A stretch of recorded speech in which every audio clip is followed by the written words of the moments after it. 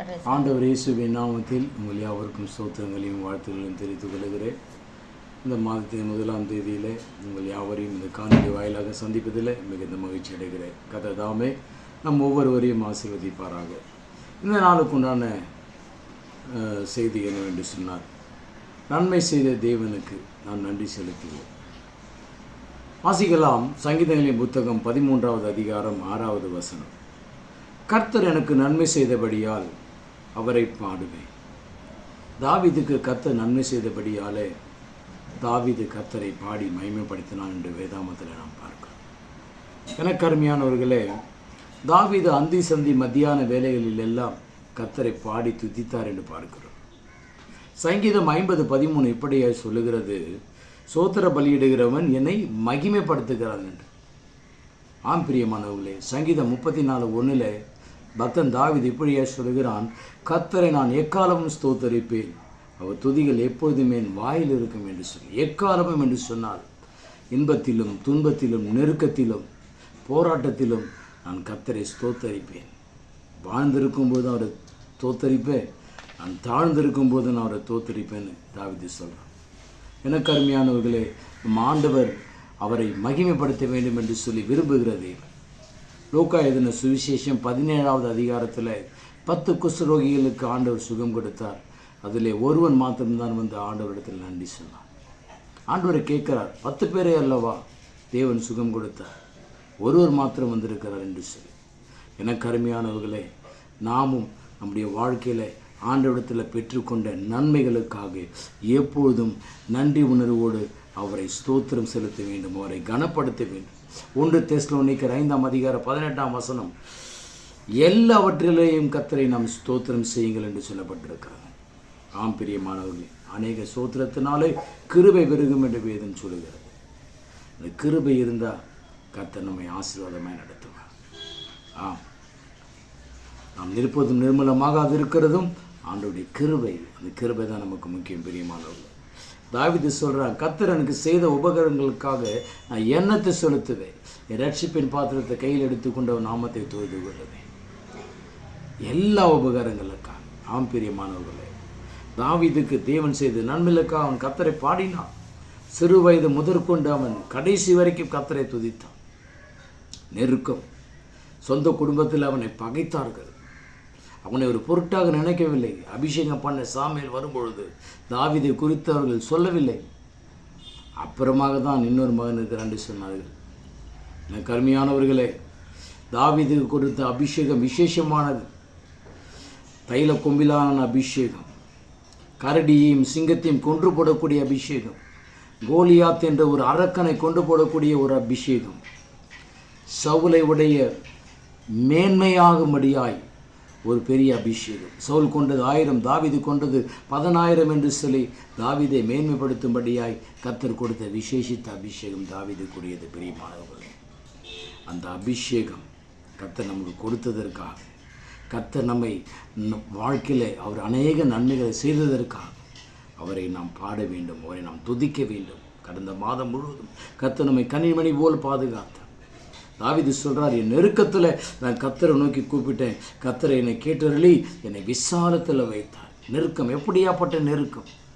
அவருடைய ஆத்துமாவை மரணத்துக்கும் அவருடைய கண்ணை கண்ணீருக்கும் அவருடைய காலை இடர்களுக்கும் தப்புவித்தார் என்று சொல்லி சங்கீதம் 116:8 தாவீது சொல்லுகிறார். அவனை ஆத்துமாவை காப்பாற்றினார். சொந்த குடும்பத்தார் அவனை கொல்ல வகை தேடினார்கள். சவுல் ராஜா ஒரு பக்கம் அவனை கொல்ல வகை தேடி கொண்டிருந்தார். பெரியமானவர்களே, அவனுடைய ஆத்மாவை மரணத்திற்கு தப்புவித்ததால் கர்த்தரை அவன் பாடி மகிமைப்படுத்தினான். அவன் கண்ணை கண்ணீருக்கு தப்புவித்த தேவன் எவ்வளோ துன்பங்கள் மத்தியில், யோர்தான் தேசத்தில், ஏர்மோன் மலைகளில், சிறு குகைகளிலெல்லாம் அவன் தன்னை பாதுகாத்து கொண்டான். பயந்து போய் ஜீவனை பாதுகாத்து கொள்ளும்படி அந்த நேரத்திலும் அவன் கர்த்தரை துதித்தான் என்று பார்க்கிறோம். பிரியமானவர்களே, ஆடுகள் மேய்த்து கொண்டிருந்த தாவீது அரசனாவது எப்படி பிரியமானவர்களே? கர்த்தரை பாடி துன்பத்திலும் நெருக்கத்திலும் போராட்டத்திலும் அவன் துதித்ததினாலே கர்த்தர் தாவீதை உயர்த்தினார். 40 வருஷம் அரசாளும்படி கர்த்தர் தாவீதை உயர்த்தினார். ஆம் பிரியமானவர்களே, தாவீது என் இருதயத்துக்கு ஏற்றவன் என்று தேவன் தாவீதை குறித்து சாட்சி சொல்லும்படி அவன் கர்த்தரை எக்காலமும் மகிமைப்படுத்தினான். ஆம் பிரியமான, யோசித்து பாருங்கள். கடந்த மாதம் முழுவதும் கர்த்தர் நமக்கு என்னென்னலாம் நன்மை செய்தார், எல்லாவற்றுக்கும் நாம் நன்றி சொல்லி அவரை பாடி நாம் துதிக்க வேண்டும் பிரியமானவர். இஸ்ரவேல் ஜனங்கள் அடிமைத்தனை வீடாகிய எகிப்திலிருந்து மீண்டு வந்தபொழுது மோசேயும் இஸ்ரவேல் ஜனங்களும் தேவனை பாடி துதித்தார்கள். அவருக்கு இணை யாரும் இல்லை, அவருக்கு ஒப்பான தேவன் யாரும் இல்லை என்று சொல்லி தேவனை துதித்தார்கள். யாத்திராகமம் 15:2 தண்ணீரை மதில் சுவரை போல நிறுத்தி 2ஆக பிரித்து அவர்களை அந்த வழியாக தப்பி செல்லும்படி கர்த்தர் பாதையை உண்டாக்கினார். அது மாத்திரமல்ல, வனாந்தரத்தில் காடைகளை கொடுத்தார், மன்னாவை கொடுத்தார். 40 வருஷம் அளவும் அவர்கள் திருப்தியாய் சாப்பிடும்படி ஆகாரத்தை கொடுத்தார். எனக்கு அருமையானவர்களே, இந்த செய்தியை கேட்டுக்கொண்டு உங்களுடைய வாழ்க்கையில் கர்த்தர் திருப்தியாய் உங்களை நடத்துவார். கர்த்தர் உங்களை ஆசீர்வாதமாய் நடத்துவார். ஒரு குறைவில்லாமல் கர்த்தர் உங்களை நடத்துவார். மீரியாமும் அவருடைய சகோதரிகளும் எல்லோரும் சேர்ந்து சுரமண்டலத்தை எடுத்து தம்புருவை எடுத்து கர்த்தரை பாடி துதித்தார்கள் என்று வேதத்தில் சொல்லப்பட்டிருக்கிறது. பிரியமானவர்களே, கர்த்தர் அவர்களுக்கு செய்த நன்மையை பாட்டினால் பாடி துதித்தார்கள். எனக்கு அருமையானவர்களே,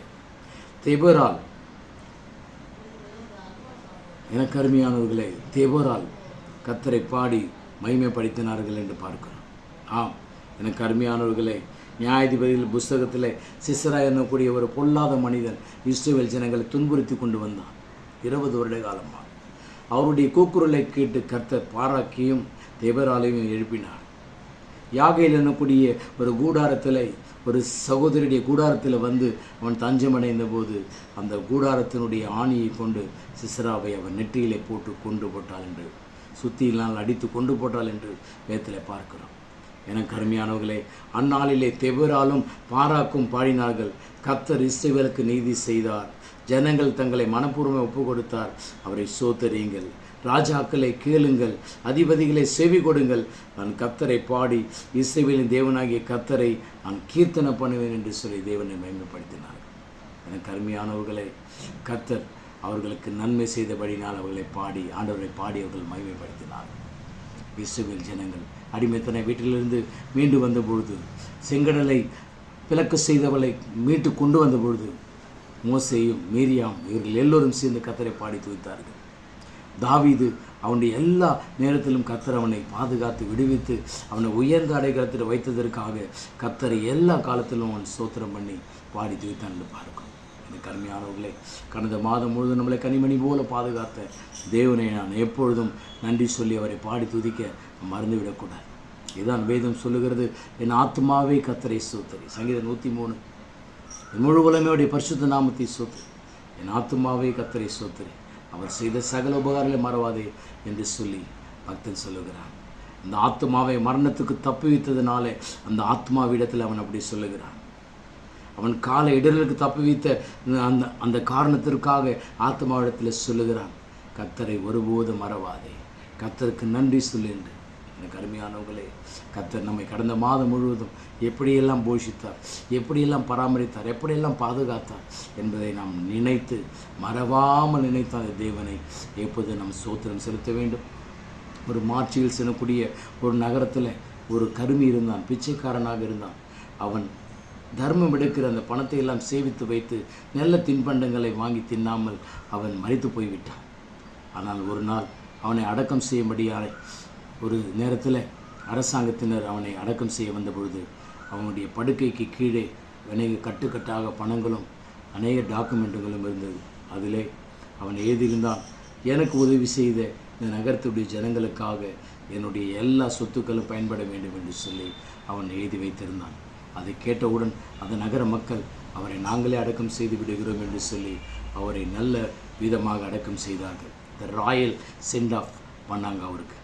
எனக்கு அருமையானவர்களே, ஒரு பிச்சைக்காரன் அந்த தேச மக்களுக்கு ஒரு நன்மை செய்தார் என்று சொல்லி அவரை கனப்படுத்தும் பொழுது, உங்களையும் என்னையும் படைத்த தேவன் இந்த மனு உலகிற்கு வந்து நமக்காக ரத்தம் சிந்தி ஜீவனை விட்டு நம்மளை பரிசுத்தமாக்கி நம்மளை பாவத்திலிருந்து மீட்ட அந்த உன்னதமான தேவன் நம்முடைய வாழ்க்கையில் செய்த நன்மைகளுக்கு அவரை எப்படி நாம் பாடி துதிக்க வேண்டும். பிரியமானவர்களே, கர்த்தர் நமக்கு நன்மை செய்தபடியினாலே அவரை நான் பாடுகின்ற வசத்தும்படியாய் இந்த மாதம் முழுதும் அவரை நாம் பாடி துதிப்போமா?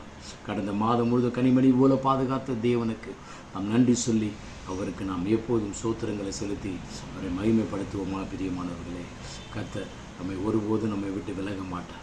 அவர் நம்மை கைவிட மாட்டார். அவர் நமக்கு நன்மை செய்வார், நமக்கு ஒத்தாசை அருளுவார். ஆம் பிரியமானவர்களே, ஆபத்தின் நேரத்தில் என்னை நோக்கி கூப்பிடு, நான் உன்னை விடுவிப்பேன், நீ என்னை மகிமைப்படுத்துவேன் என்று ஆண்டவர் சொல்லியிருக்கிறார். ஒருபோதும் நம்மை மறவாத, தாயின் கருவிலே உருவாகும் முன்னே நம்மை முன்குறித்த தேவன் நம்மை ஒருபோதும் மறக்க மாட்டார். உன்னை ஆசீர்வதிப்பார். கர்த்தர் உன்னை உயர்த்துவார். கர்த்தர் உன்னை உயர்ந்த அடைக்கலத்தில் வைப்பார். யார் உன்னை கைவிட்டாலும் இயேசு உன்னை ஒருபோதும் உன்னை கைவிட மாட்டார். பிரியமானவர்களே, வீடு கட்ட தடையாக இருக்கிறதா? கர்த்தர் வீட்டை கட்டாராகில் அதை கட்டுவடைய பிரயாசம் மிருதாண்ட வசத்தபடி கர்த்தர் வீட்டை கட்ட உங்களுக்கு உதவி செய்வார். பிரியம் வேலை வாய்ப்புகளுக்காக எதிர்நோக்கி காத்து கொண்டிருக்கிற உங்களுக்கு நல்ல வேலை வாய்ப்பை கர்த்தர் கொடுப்பார். திருமண தடைகளை கர்த்தர் உடைக்கிறார். நல்ல ஒரு வாழ்க்கை கர்த்தர் உங்களுக்கு கொடுப்பார். புத்திர பாக்கியத்திற்காக எதிர்நோக்கி காத்திருக்கிறீர்களா? நல்ல ஒரு புத்திர பாக்கியத்தை கர்த்தர் கொடுப்பார். கர்த்தருக்கு ஸ்தோத்திரம் பண்ணுங்கள். கர்த்தர் நாமத்தை மகிமைப்படுத்துங்கள். பாடி துதியுங்கள். கர்த்தர் எனக்காக யாவையும் செய்து முடிப்பார் என்ற வசனத்தின்படி கர்த்தர் உங்களுக்காக அவர் யாவையும் செய்து முடிப்பார். பிரியமானவர், எதை குறித்தும் கலங்காமல் எல்லாவற்றுக்கும் நீங்கள் ஸ்தோத்திரம் பண்ணுங்கள். அவர் உங்கள் விசாரிக்கிறானபடியால் உங்கள் கவலைகளை எல்லாம் அவர் மேலே வைத்து விடுங்கள். நீங்கள் ஒன்றுக்கும் கவலைப்படாமல் எல்லாவற்றையும் குறித்து உங்கள் விண்ணப்பங்களை சோத்திரத்தோடு கூடிய ஜெபத்தினாலும் வேண்டுதலினாலும் தேவனுக்கு தெரியப்படுத்துங்கள். வசத்தும்படி ஆண்டவருக்கு நீங்கள் தெரியப்படுத்தும் பொழுது கர்த்தர் உங்கள் வாழ்க்கையிலே அற்புதங்களை செய்வார். கர்த்தர் கடந்த மாதம் முழுவதும் உங்களுடைய வாழ்க்கையில் செய்த நன்மைகளுக்காக ஆண்டவருக்கு நன்றி சொல்லுங்கள். கர்த்தர் உங்களை ஆசீர்வதிப்பார். கர்த்தர் உங்களை உயர்த்துவார். தாவீது என் இருதயத்துக்கு ஏற்றவன் என்று எதற்காக கர்த்தர் சொல்லுகிறார்? கர்த்தரை தன் பாட்டினால் மகிமைப்படுத்தினான். கர்த்தரை தன் துதியினால் மகிமைப்படுத்தினான். ஆம் பிரியமானவர்களே, நாமும் நம்முடைய வாழ்க்கையில் கர்த்தர் செய்த நன்மைகளுக்காக அவரை மகிமைப்படுத்தும் பொழுது தாவீதுக்கு அல்ல நிச்சயமான கிருபைகளை காலை வேளையிலே மாதம் முழுவதும் நமக்கு அருளி நம்மை ஆசீர்வாதமாய் நடத்துவார். எதை குறித்தும் கலங்காதீர்கள். கர்த்தர் உங்களை மேன்மையாக வைப்பார். கர்த்தர் உங்களை உயர்த்துவார். கர்த்தர் உங்களை வாழாக்காமல் உங்களை தலையாக்குவார். கர்த்தர் உங்களை கீழாக்காமல் மேலாக்குவார். பிரியமானவர்கள், எதை குறித்தும் கலங்காதீர்கள். இஸ்ரவேலை ஆசீர்வதிக்கிறது கர்த்தருக்கு பிரியம் என்று வேதம் சொல்லுகிறது. ஆம் பிரியமானவர், நம்மை ஆசீர்வதிக்கிறதிலே நம்முடைய தேவனுக்கு அலாதி பிரியம். ஆம், கர்த்தர் உங்களை ஆசீர்வதிப்பார். இந்த மாதம் முழுவதும் உங்களை ஆசீர்வதிப்பார்.